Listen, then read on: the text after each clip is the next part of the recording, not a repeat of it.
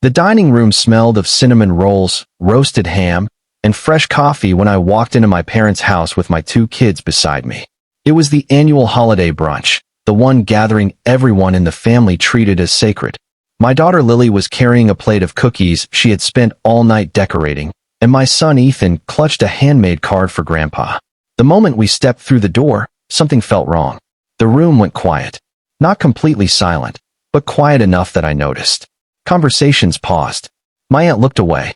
My cousin suddenly became fascinated by his phone. Even my mother, usually the first person to greet us, forced a smile that never reached her eyes. Then Dad appeared beside me.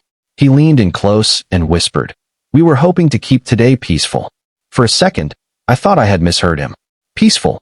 I asked. His eyes flicked toward my children. "You know what I mean." The words hit harder than I expected. 3 years earlier, my divorce had shattered the family's image of perfection. My ex-wife had spread stories about me after we separated. Most of them weren't true, but enough relatives believed them that every family event became awkward. Somehow I had become the family problem. And apparently, my children were part of that problem too. Lily looked up at me. "Daddy, where do we put the cookies?" I forced a smile. "Right over there, sweetheart." She hurried toward the table. Nobody acknowledged her. Not one person. She carefully set down the tray and stood there waiting for someone to notice the snowflake cookies she was so proud of. Nothing. My chest tightened. Ethan walked over to Grandpa and held out his card. "Look what I made for you." Dad accepted it with a distracted nod. "Thanks, buddy." Then he set it on a shelf without opening it. I saw Ethan's smile disappear. That was enough. I spent the next 20 minutes watching relatives laugh, exchange gifts, and take family photos while my children stood on the outside looking in. They weren't being openly mistreated. In some ways, that would have been easier. They were simply being ignored, like they didn't belong. Then came the moment that changed everything. My cousin Sarah gathered everyone around for a family picture. "All the grandkids first," she announced. The children ran toward the fireplace.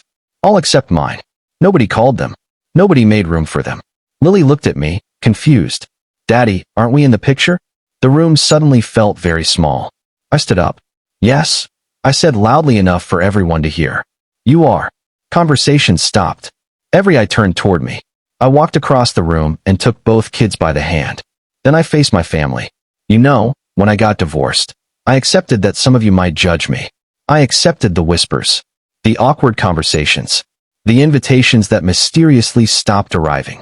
Nobody spoke. But what I won't accept is watching my children get punished for something they had nothing to do with." The silence became unbearable. My mother looked down. Dad crossed his arms. I continued. "Lily spent hours making cookies for everyone here. Ethan made Grandpa a card. They came excited to see their family.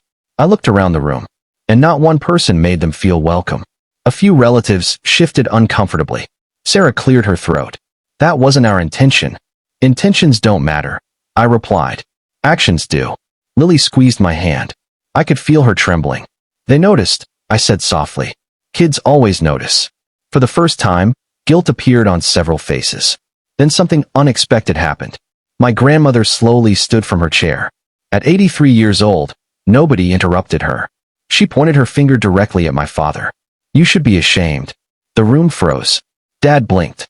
"Mom." "No." Her voice was sharp. "These children have done nothing wrong." She turned toward Lily and Ethan. "Come here, my loves." They walked to her immediately. She wrapped her arms around both of them. Then she looked at the rest of the family. "If these children aren't welcome, neither am I." Nobody dared argue. Grandma had spoken. The atmosphere changed almost instantly. My aunt hurried over to compliment Lily's cookies. My uncle asked Ethan about school. Sarah rearranged the photo line and called my children to the center.